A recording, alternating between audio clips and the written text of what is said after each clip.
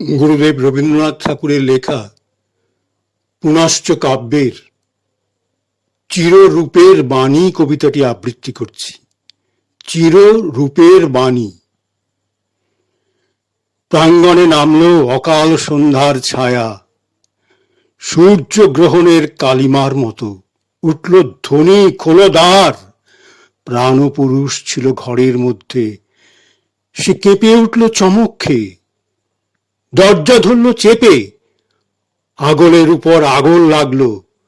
কম্পিত কণ্ঠে বললে, কে তুমি? মেঘমন্দ্র ধ্বনি এলো, আমি মাটি রাজত্বের দূত। সময় হয়েছে, এসেছি মাটির দেনা আদায় করতে। ঝনঝন বেজে উঠল দ্বারের শিকল, থর থর কাঁপল প্রাচীর। হায় হায় করে ঘরের হাওয়া, নিশাচরের ডানার ঝাপট আকাশে আকাশে নিশিথিনীর হৃদকম্পের মতো। নিশাচরের ডানার ঝাপট আকাশে আকাশে নিশিথিনীর হৃদকম্পনের মতো। ধক ধক ধক ধক আঘাতে খান খান হলো দ্বারের আগল, কপাট পড়ল ভেঙে। কম্পমান কণ্ঠে প্রাণ বললে, হে মাটি, হে নিষ্ঠুর, কি চাও তুমি? দূত বললে, আমি চাই দেহ। দীর্ঘ নিঃশ্বাস ফেললে প্রাণ, বললে, এতকাল আমার লীলা এই দেহে, এর অণুতে অণুতে আমার নৃত্য, নাড়িতে নাড়িতে ঝঙ্কার। মুহূর্তেই কি উৎসব দেবে ভেঙে? জীর্ণ হয়ে যাবে বাঁশি, চূর্ণ হয়ে যাবে মৃদঙ্গ, ডুবে যাবে এর দিনগুলি অতল রাত্রির অন্ধকারে। দূত বললে, ঋণে বোঝাই তোমার এই দেহ, শোধ করবার দিন এলো, মাটির ভাণ্ডারে ফিরবে তোমার দেহের মাটি। প্রাণ বললে, মাটির ঋণ শোধ করে নিতে চাও, নাও, কিন্তু তার চেয়ে বেশি চাও কেন? দূত বিদ্রুপ করে বললে, এই তো তোমার নিঃস্ব দেহ, কৃশ ক্লান্ত কৃষ্ণ চতুর্দশীর চাঁদ, এর মধ্যে বাহুল্য আছে কোথায়? প্রাণ বললে, মাটি তোমার, রূপ তো তোমার নয়। অট্টহাস্যে এসে উঠল দূত, বললে, যদি পার দেহ থেকে রূপ নাও ছাড়িয়ে, যদি পারো দেহ থেকে রূপ নাও ছাড়িয়ে। প্রাণ বললে, পারবই, এই পণ আমার। প্রাণ বললে, মাটি তোমার, রূপ তো তোমার নয়। অট্টহাস্যে হেসে উঠল দূত, বললে, যদি পারো দেহ থেকে রূপ নাও ছাড়িয়ে। প্রাণ বললে, পারবই, এই পণ আমার। প্রাণীর মিতা মন, সে গেল আলোক উৎসবের তীর্থে। বললে জোড় হাত করে, হে মহাজ্যোতি, হে চিরপ্রকাশ, হে রূপের কল্প নির্ঝর, স্থূল মাটির কাছে ঘটিও না তোমার সত্যের অপলাপ, তোমার সৃষ্টির অপমান। প্রাণীর মিতা মন, সে গেল আলোক উৎসের তীর্থে। বললে জোড় হাত করে, হে মহাজ্যোতি, হে চিরপ্রকাশ, হে রূপের কল্প নির্ঝর, স্থূল মাটির কাছে ঘটিও না তোমার সত্যের অপলাপ, তোমার সৃষ্টির অপমান। তোমার রূপকে লুপ্ত করে সে কোন অধিকারে? তোমার রূপকে লুপ্ত করে সে কোন অধিকারে? আমাকে কাঁদায় কার অভিশাপে?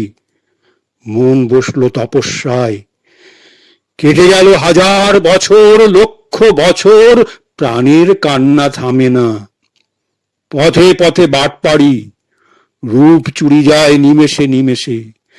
সমস্ত জীবলোক থেকে প্রার্থনা ওঠে দিন রাত, হে রূপকার, হে রূপরসিক, যে দান করেছ নিজ হাতে জড় দানব, তাকে কেড়ে নিয়ে যায় যে, ফিরিয়ে আনো তোমার আপন ধন। যুগের পর যুগ এলো, নেমে এলো আকাশ বাণী, মাটির জিনিস ফিরে যায় মাটিতে, ধ্যানের রূপ রয়ে যায় আমার ধ্যানে, বর দিলেম হারা রূপ ধরা দেবে, কায়া মুক্ত ছায়া আসবে আলোর বাহু ধরে তোমার দৃষ্টির উৎসবে।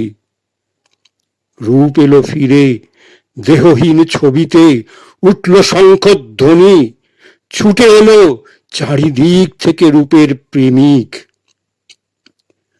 আবার দিন যায়, বৎসর যায়, প্রাণের কান্না থামে না, আরো কি চাই? প্রাণ জোর হাত করে বলে, মাটির দূত আসে, নির্মম হাতে কণ্ঠযন্ত্রে কুলুপ লাগায়, বলে কণ্ঠনালী আমার। শুনে আমি বলি, মাটির বাঁশিখানি তোমার বটে, কিন্তু বাণী তো তোমার নয়। উপেক্ষা করে সে হাসে, শোনো আমার ক্রন্দন, হে বিশ্ব বাণী, জয়ী হবে কে জড় মাটির অহংকার। শোনো আমার ক্রন্দন, হে বিশ্ববাণী, জয়ী হবে কি জড় মাটির অহংকার। সেই অন্ধ সেই মুখ তোমার বাণীর উপর কি চাপা দেবে চিরমুকত্ব, যে বাণী অমৃতের বাহন তার বুকের উপর স্থাপন করবে জড়ের জয়স্তম্ভ। শোনা গেল আকাশ থেকে, ভয় নেই, শোনা গেল আকাশ থেকে, ভয় নেই, শোনা গেল আকাশ থেকে, ভয় নেই।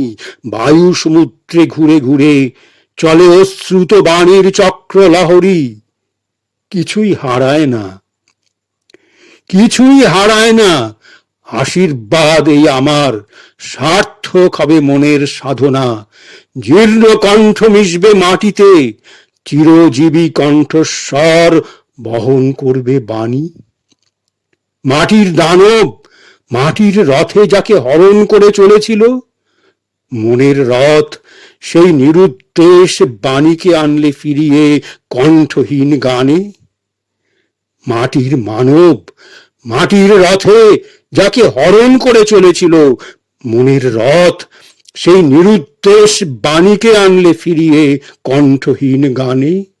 জয়ধ্বনি উঠল মর্ত লোকে, দেহমুক্ত রূপের সঙ্গে যুগল মিলন হলো দেহমুক্ত বাণীর, দেহমুক্ত রূপের সঙ্গে যুগল মিলন হলো দেহমুক্ত বাণীর।